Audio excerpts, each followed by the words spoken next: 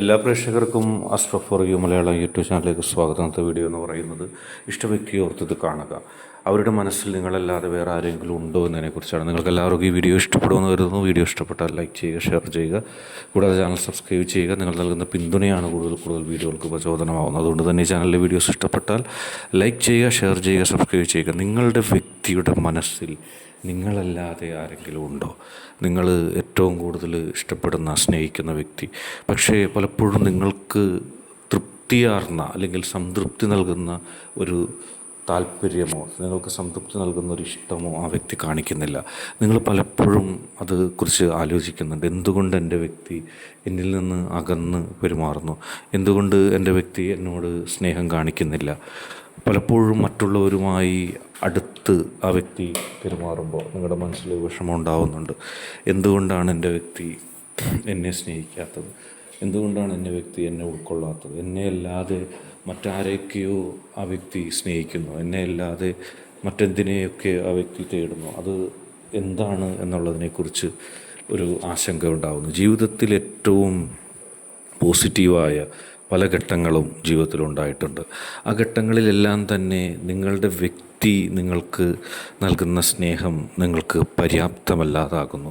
അപ്പോൾ നിങ്ങളുടെ മനസ്സിൻ്റെ ഉള്ളിൽ വരുന്നൊരു സംശയം, എന്നെ അല്ലാതെ ആരെയെങ്കിലും ആ വ്യക്തി ഇഷ്ടപ്പെടുന്നുണ്ട്. പലപ്പോഴും നിങ്ങളുടെ മനസ്സിൽ ചിലരുടെയൊക്കെ മുഖം തെളിഞ്ഞു വരുന്നു, അവരോട് എൻ്റെ വ്യക്തിക്ക് കൂടുതൽ ഇഷ്ടം എന്നിങ്ങനെയൊക്കെ. പക്ഷേ അത് സത്യമാണോ? നിങ്ങൾക്ക് തോന്നുന്നതാണോ?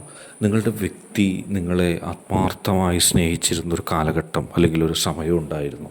അതിൽ നിങ്ങൾക്ക് തെല്ലും സംശയമില്ലാത്ത ഒരു കാലഘട്ടം കടന്നു പോയിട്ടുണ്ട്. ഇപ്പോൾ എൻ്റെ വ്യക്തിക്ക് മടുത്തോ എന്നുള്ള തോന്നൽ, അങ്ങനെ ഉള്ളത് സത്യമാണോ? നിങ്ങളുടെ മനസ്സിൻ്റെ ഉള്ളിൽ തോന്നുന്ന തോന്നൽ മാത്രമാണോ അത്? നിങ്ങളെ ഇഷ്ടപ്പെടാനും സ്നേഹിക്കാനും മാത്രമേ ആ വ്യക്തിക്ക് കഴിയൂ എന്ന നിങ്ങളുടെ പഴയ വിശ്വാസത്തിന് എന്തെങ്കിലും തെറ്റ് സംഭവിച്ചിട്ടുണ്ടോ എന്നിങ്ങനെയുള്ളൊരു ചിന്ത നിങ്ങളിലുണ്ടാവും. യഥാർത്ഥത്തിൽ നിങ്ങളുടെ വ്യക്തി നിങ്ങളെ ഇപ്പോഴും സ്നേഹിക്കുന്നുണ്ട്. നിങ്ങളുടെ വ്യക്തി നിങ്ങളെപ്പോഴും ഇഷ്ടപ്പെടുന്നുണ്ട്. ആ വ്യക്തിയുടെ സ്നേഹം തെല്ലും കുറഞ്ഞിട്ടില്ല. പക്ഷേ ആ വ്യക്തിയുടെ ജീവിതത്തിലെ ചില സംഭവ വികാസങ്ങൾ, നിങ്ങൾ ആ വ്യക്തിയോട് ഈ അടുത്ത കാലത്ത് നടത്തിയ പെരുമാറ്റങ്ങളിലുള്ള ചില വ്യത്യാസങ്ങൾ, ഇതെല്ലാം ആ വ്യക്തിയുടെ മനസ്സിനെ വിഷമിപ്പിച്ചിട്ടുണ്ട്.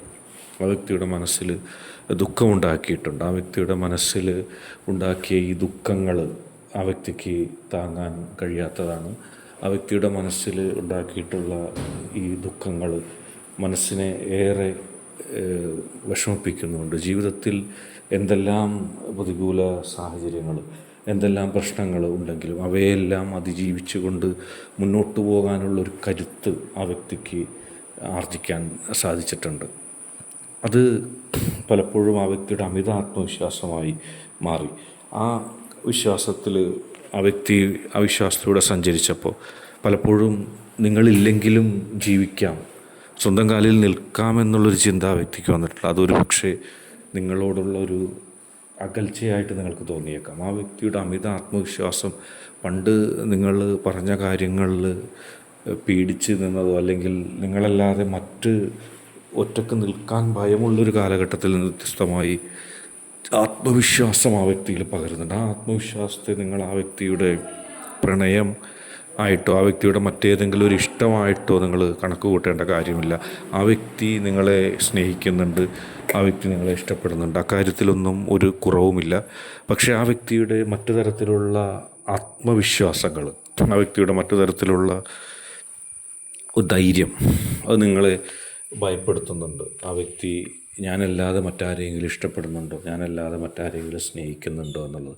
നിങ്ങൾ യഥാർത്ഥത്തിൽ ആ വ്യക്തിയുമായി താഴ്ന്ന് പെരുമാറുക. കാരണം ഒരാളുടെ ഇഷ്ടം നമുക്ക് കിട്ടണമെങ്കിൽ അല്പസ്വല്പം ആ വ്യക്തിക്ക് കീഴടങ്ങി പരിപൂർണമായിട്ട് നിൽക്കേണ്ടി വരും. പക്ഷേ അത് ഇഷ്ടത്തിന് വേണ്ടിയാണ്. ആ ഇഷ്ടത്തിൻ്റെ ഭാവം ക്ലിയറായി കഴിഞ്ഞാൽ നിങ്ങൾക്ക് നിങ്ങളുടെ സ്വഭാവത്തിലേക്ക് പിന്മാറിപ്പോരാം.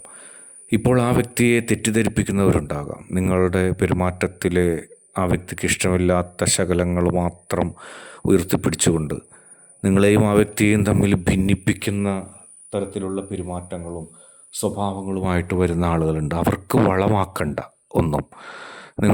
നിങ്ങൾ സ്നേഹിക്കുന്ന നിങ്ങളുടെ വ്യക്തിയുമായി താഴ്ന്ന് പെരുമാറുക. ആ വ്യക്തി നിങ്ങളോട് ദേഷ്യപ്പെട്ടാലും ഉള്ളിൽ ദേഷ്യം അടക്കി പിടിച്ചോ, അങ്ങനെ ആ വ്യക്തിയോടുള്ള സ്നേഹമാണ് അതിലും വലുതെന്ന് കരുതിയോ, എന്തു വന്നാലും ഞാൻ നിന്നെ സ്നേഹിക്കാതിരിക്കില്ല എന്നുള്ള സന്ദേശം ആ വ്യക്തിക്ക് നൽകുക.